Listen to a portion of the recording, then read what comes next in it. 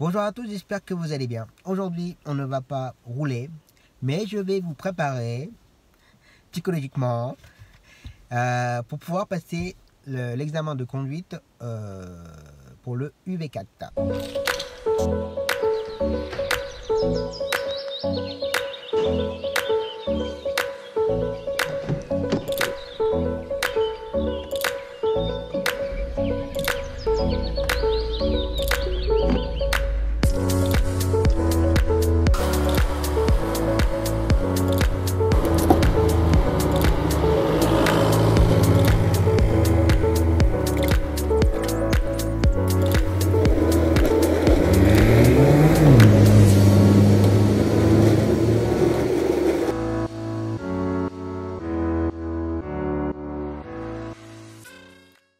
Alors, donc là, aujourd'hui, je vais vous expliquer un peu comment se préparer pour pouvoir passer son examen de conduite pour la dernière épreuve, pardon.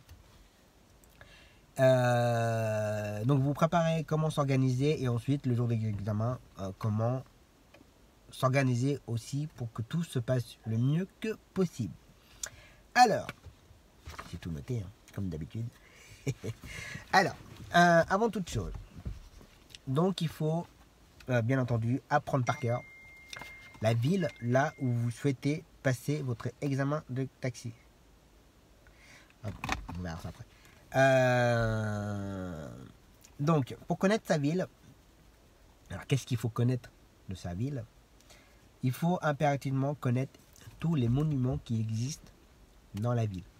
Alors ça peut être les monuments historiques ou tout ce que vous voulez, mais il faut tout apprendre par cœur. Des exemples, par exemple, si vous avez une cathédrale dans la ville, il faut connaître l'emplacement de la cathédrale, le nom de la cathédrale, essayer de connaître un petit peu son passé, date de création, s'il y a eu des événements dedans, destruction ou pendant la guerre, tout ce que vous voulez, il faut essayer d'apprendre un petit peu ces choses-là. Les statues, s'il y a des statues en ville, connaître les noms des statues, qui est dessus, pour qui, pourquoi, il faut essayer d'apprendre à peu près ça, par cœur. Ensuite, il faut essayer de connaître aussi tout ce qui est musée, petit manoir à visiter ou toutes ces choses-là. Il faut essayer de les connaître. Alors, quand je dis les musées, il faut connaître le nom et l'adresse. On peut tous plus ou moins connaître où se trouve tel ou tel musée, mais il faut aussi connaître l'adresse. Parce que si on vous dit, par exemple, dans le sujet, vous devez aller chercher un client au musée un tel, il faut savoir où se trouve ce musée-là exactement, à quelle adresse, pour que vous puissiez y aller le plus sereinement possible. Je donne un exemple, nous, chez nous à Bourg, nous avons le musée Estève. Moi, je sais que le musée Estève est dans la rue Édouard Branly. Et je sais par où passer pour aller jusqu'à la rue Édouard Branly. Bon, après, il y a l'expérience qui vient petit à petit, mais voilà, il faut essayer de prendre par cœur les différents musées et connaître toutes les adresses et se dire, si on vous dit musée un tel, vous devez savoir que c'est telle adresse et c'est comme ça, c'est comme ça. Voilà. Il faut essayer de bien enregistrer ça. Ensuite, il faut essayer de connaître toutes les entreprises les plus importantes, économiquement par exemple, ou réputation. Il faut impérativement les connaître.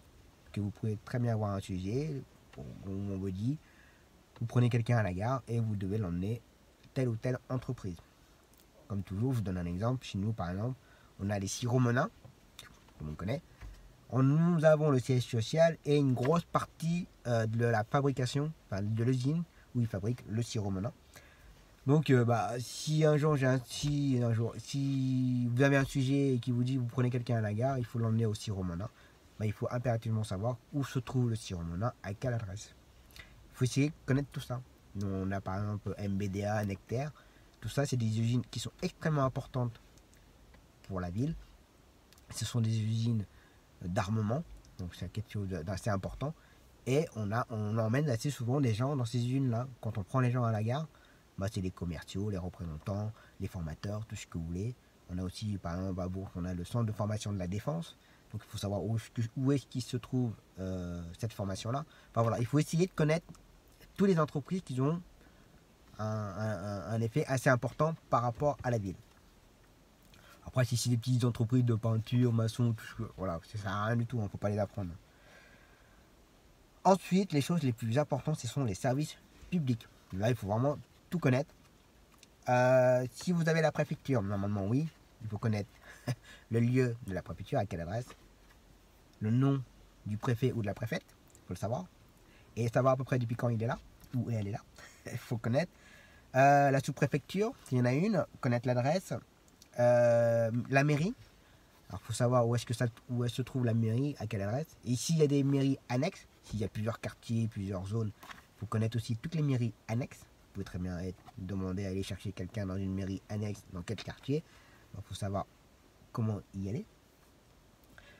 Centre des impôts, où se trouve votre centre d'impôt, à quelle adresse, la trésorerie aussi, si c'est pas au même endroit. Si vous avez la Banque de France, il faut savoir où est-ce que se trouve la Banque de France. La poste principale, ou s'il y a aussi des petites postes, des petits bureaux de poste annexes dans les différents quartiers, il faut tous les connaître. Après la gendarmerie, la police nationale municipale, il faut savoir où est-ce qu'ils sont placés, à quelle adresse.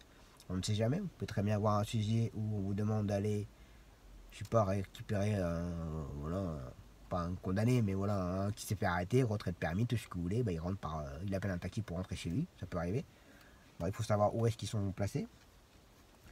Ensuite, tout ce qui est transport en commun, la gare, aéroport, gare routière, il faut connaître tous les emplacements. Il faut essayer de savoir un peu si vous avez la gare. Un exemple toujours, nous à la gare de Bourges, les trains les plus importants qui apportent un peu plus de monde, ce sont les trains qui arrivent de Paris ou qui partent pour Paris. Il faut essayer de connaître un peu les horaires de train pour ces grandes lignes-là, les lignes les plus importantes. Alors je ne vous demande pas de connaître les horaires exacts, mais si jamais il y a un client qui vous demande, tiens, demain je ferai que je rentre chez moi dans la matinée pour Paris, est-ce que vous savez à quelle heure il est le train? Vous pouvez dire, je suis pas trop sûr, mais je crois que c'est dans la tranche d'horaire de 10h à 10h30, il y a un train pour Paris, ça c'est sûr. Mais vous dire l'heure exacte, je peux pas vous le dire. Mais bon, comme ça donne déjà un petit aperçu que vous connaissez un petit peu l'organisation SNCF pour les horaires de train. Il faut essayer de les connaître. Ensuite, si vous avez tout ce qui est salle de spectacle, cinéma, bibliothèque, un zénith, toutes ces choses-là, il faut essayer de les connaître aussi. À quelle adresse, comment on y accède, par quelle entrée. Bon, des fois, il y a plusieurs entrées. Il faut essayer de connaître tout ça. Donc voilà ce que je peux vous conseiller pour connaître un peu votre ville. Donc il faut vraiment connaître tous les bâtiments, tout ce qui existe, tout ce qui est très utile. Ensuite, il faut essayer de connaître un petit peu les activités, les festivals, toutes ces choses-là. Toujours un exemple, à Bourges, on a ce qu'on appelle, je pense que vous en avez entendu parler, le printemps de Bourges. Moi, je sais que le printemps de Bourges, si on me pose la question, c'est toujours pendant les périodes scolaires au mois d'avril. Après la date exacte, on ne peut pas vous le dire à chaque année, parce que ça varie un petit peu par rapport au calendrier. Voilà. Mais on sait que ça tombe toujours pendant les périodes de vacances scolaires au mois d'avril. Donc ça, vous devez le savoir. Qu'est-ce qu'il y a chez vous et quand est-ce que ça tombe en fait. Pour connaître ça, qu'est-ce que je pourrais vous dire? Les événements sportifs, vous avez des championnats par chez vous. Je vous donne un exemple. Chez nous, on a le Krebs. C'est une grande zone pour les sportifs. On a quelques joueurs qui vont faire les Jeux Olympiques, choses-là. On a eu des championnats d'Europe ici, d'escrime par exemple. Faut savoir quand est-ce que ça commence, quand est-ce que ça se termine, comment ça s'organise. Il faut essayer de connaître tout ça. Ensuite, les marchés. Savoir quand est-ce que tombe le marché. Si on imagine vous passez votre examen un jeudi matin, renseignez-vous si un jeudi matin il y a un marché quelque part. Pour essayer d'éviter de tomber dans le piège, d'aller dans le marché et d'être bloqué. Ou si un client, dans le sujet que vous allez avoir, le client doit aller au marché, savoir où est-ce qu'il se trouve le marché. Il faut essayer de connaître tout ça. Donc ça, et j'ai oublié de le dire aussi, il faut essayer aussi de connaître tous les différents hôpitaux qu'il y a chez vous. Alors quand je dis plusieurs, il y a l'hôpital principal, mais bon, il peut y avoir une petite clinique, une autre spécialité ailleurs, enfin voilà. Il ne faut pas hésiter à les connaître par cœur. Les hôtels aussi. Apprendre tous les hôtels qu'il y a par chez vous. Où est-ce qu'ils sont placés. Faut tout connaître. C'est un conseil que je peux vous donner. Donc ça, ensuite, il faut essayer de connaître aussi les différents quartiers qui existent dans votre ville. Chez nous à Bourges, on a le quartier l'Archancellerie, on a le quartier des Donjons, le Crêpes, Bordio, enfin voilà, pas le Bordio, pas le Bordio. Voilà, il faut connaître les différents quartiers. Et quand vous connaissez les différents quartiers, après, dans chaque quartier, il faut essayer de se repérer avec les axes assez importants, les boulevards, les avenues. Si vous arrivez à vous repérer avec tout ça, ça va vous aider aussi à vous repérer pour retrouver une rue qui est rattachée à un tel ou tel boulevard, dans tel ou tel quartier. Il faut essayer de bien se repérer dans votre ville, c'est très important. Aussi connaître le sens de circulation, les rues en sens unique, les rues piétonnes, à quelle heure jusqu'à quelle heure est accessible aux véhicules les rues piétonnes. À peu près tous pareil. Dans chaque ville, on a des rues piétonnes qui sont ouvertes jusqu'à 10h du matin et à partir de 10h, il y a des poteaux qui se lèvent et terminé, on ne peut plus y accéder. Faites attention à ça, renseignez-vous. Le jour où vous allez avoir un sujet, si vous devez passer par une rue, il faudra penser à contourner parce que la rue elle sera fermée pour X raisons. Il faut essayer de connaître tout ça. Ensuite, pareil pour les déviations, les travaux. Bon, voilà, pendant la veille, si vous avez l'occasion, baladez-vous et regardez s'il y a des travaux en cours. Et s'il y a des travaux. Voilà. Ici, il faut essayer d'apprendre votre ville par cœur.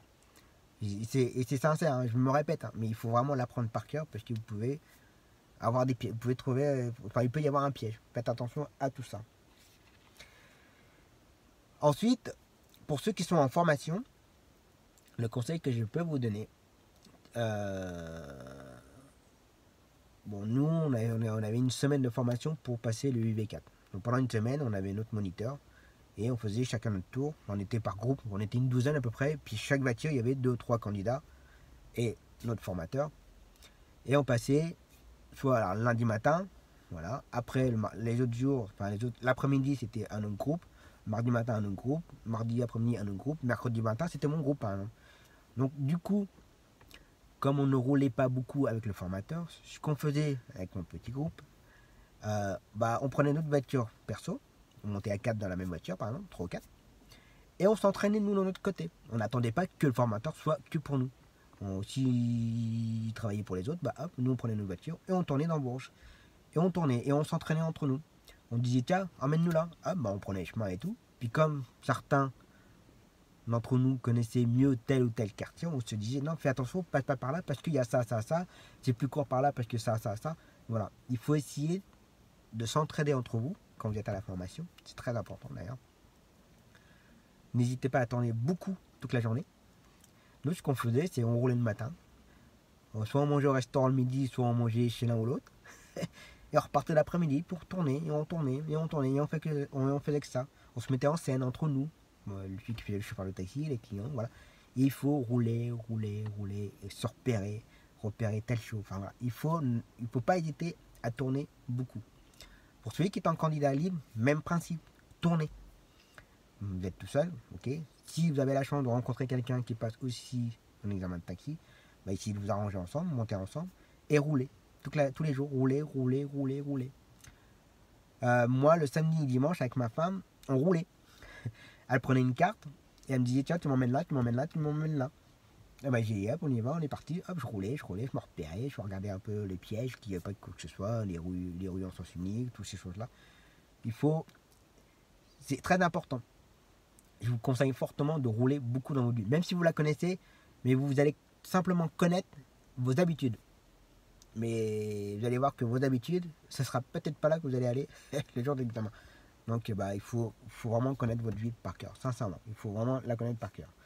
Et ensuite, il faut bien entendu connaître le taximètre, comment s'en servir.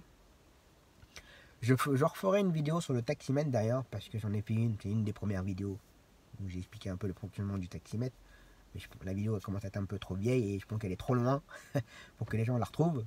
Du coup, je referai une vidéo d'explication comment fonctionne mon taximètre ATA. Je ne peux pas vous expliquer sur toutes les taximètres qui ne fonctionnent pas tous de la même façon. Donc pour les autres taximètres, je ne dis rien parce que je ne veux absolument pas vous dire des bêtises. Donc je ferai qu'une vidéo sur mon Nata. Et cette vidéo-là sortira dans pas très longtemps. Donc il faut impérativement connaître le taximètre. Donc voilà. Ensuite, le jour de l'examen. Bien sûr, il faut y aller tranquille, respirer un bon coup, ne pas stresser. Je sais, ce n'est pas évident, c'est facile à dire qu'à faire. Il ne faut surtout pas stresser, il faut rester zen. Alors je ne me rappelle plus trop la durée, mais il faut compter entre 30 et 45 minutes de temps pour passer l'examen. Comment ça se passe? Vous allez avoir donc devant un inspecteur du code de la route qui est là pour votre conduite. Et derrière, vous avez un responsable, soit un gendarme, soit un policier qui lui est là pour la réglementation du métier. D'accord? Donc ce que vous allez faire quand vous allez monter dans la voiture, ils vont vous demander de piocher un sujet. Vous allez avoir plusieurs enveloppes. Prenez une enveloppe et vous lisez le sujet. Surtout, je vous invite fortement à lire tranquillement. Il vaut mieux perdre 2-3 minutes de temps à lire le sujet, à comprendre le sujet, que lire vite fait et puis partir. Non. Prenez votre temps de lire le sujet.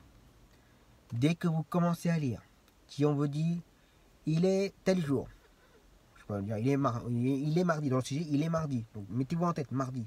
Marcher, pas marcher. Il y a des trucs comme ça ou pas. Ok. Vous allez prendre un client à la gare. Dans votre tête, la gare. Ok, la gare elle est par là. Ok. Par rapport à votre situation, à votre zone de stationnement, attention, au point de départ. La gare elle est par là. Ok. Vous allez donc prendre un client et vous allez l'emmener. Oui, vous allez prendre le client à la gare et vous allez l'emmener à l'entreprise Siromonin. Mettez-vous en tête. Ok, la gare elle est là. L'entreprise Siromonin est là. Je vais donc aller me dépêcher. Prendre le client et l'emmener chez Siromonin. Ça va peut-être couper, hein, qu'il y a un collègue qui vient d'arriver là-bas. Donc je me mets en tête où est-ce que se trouve l'entreprise Siromonin. Donc je me repère dans mon trajet. Donc je prends le départ, je vais à la gare et ensuite je vais jusqu'à l'entreprise Siromonin. Prenez votre temps. Les horaires. Vous mettez en tête où est-ce que vous êtes, où est-ce qu'elle est la gare, où est-ce qu'elle est l'entreprise Siromonin et comment j'applique mon tarif. Si je reviens ou pas vers ma station, si ça s'éloigne de plus en plus de ma station. Voilà. Faites attention à la tarification. Un conseil. Donc il faut bien prendre le temps d'analyser votre sujet. Prenez votre temps. Et ensuite, alors, soit vous lisez votre carte pour bien repérer où est-ce que se trouve tout ceci, pour montrer aux formateurs, enfin aux examinateurs que vous regardez votre plan. Si vous pouvez éviter de prendre votre GPS, c'est très bien. Parce que on dit qu'apparemment maintenant vous avez le droit à prendre le GPS, mais j'ai bien peur que si vous vous servez du GPS, il peut y avoir quelques points en moins dans votre examen. Donc voilà. Si vous pouvez éviter, c'est très bien. Donc ça, ensuite quand vous partez, quand vous commencez à rouler, déjà il faut avoir une conduite. C'est très dur à le faire, hein, mais il faut avoir une conduite d'un jeune conducteur. Les deux mains sur le volant, bien regarder dans les rétros. Prenez une conduite comme un jeune conducteur sur la route. D'accord? Serrez-vous bien à droite, prenez les virages correctement en deuxième ou en troisième. Je crois que c'est en troisième qu'il faut prendre les virages, je crois, je ne sais même plus, avec les boîtes auto. Il faut impérativement avoir une conduite d'un jeune conducteur. Je me répète, les deux mains sur le volant, 9h10, enfin 9h15 ou 10h10, bien regarder dans les rétros, montrer que vous regardez dans les rétros, bien bouger sa tête. Il faut vraiment faire tout ça, puisque l'inspecteur d'auto-école, il va regarder tout ça. Ça c'est clair et net. Clignotant, brouillard, pas brouillard, pluie, essuie-glace, tout. Et ça, je vous le conseille fortement. Ensuite, donc il faut impérativement avoir une conduite d'un jeune conducteur. Je vous le conseille fortement. Ensuite, commencez à rouler. Mettez-vous en tête que vous êtes chauffeur de taxi depuis 10 ans. D'accord?